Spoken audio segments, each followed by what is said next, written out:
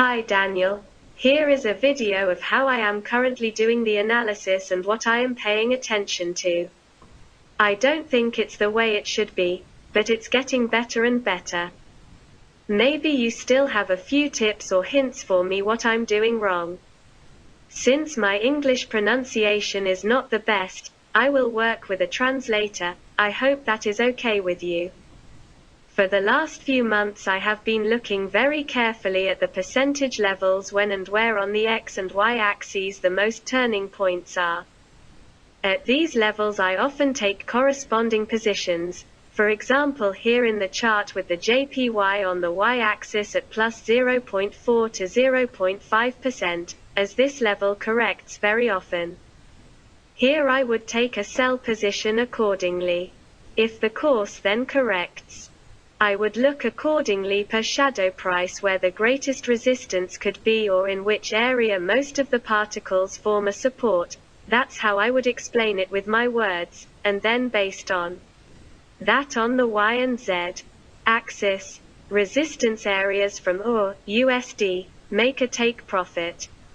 If the price should continue to rise here would be for example my next potential entry at approximately 0.7% there I would then enter a second sell position with the same lot size, never double up, as you said, and set my take profit using the break-even formula from the JMathFX Academy.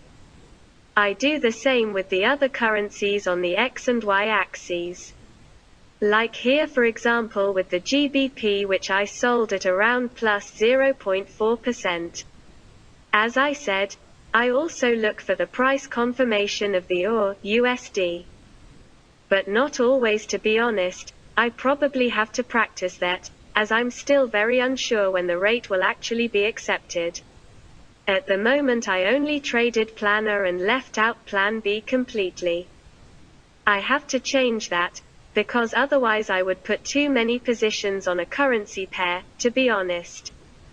I only got the principle correct last week, understood.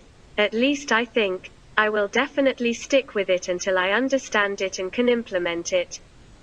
This approach has worked for the last 3 weeks and I've earned almost 10,000 euros, but I'm still cautious because I don't want to feed my brain with possible random results. Since December 2020, beginning of my membership, I have traded every day except for a 2 to 3 week break to process the information. I hope this short video gave some insight into how I trade and I would ask you to point out what else I am doing wrong.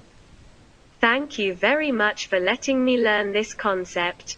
If you need any further information or insights, please let me know and I will send it to you. Kind regards, Renee.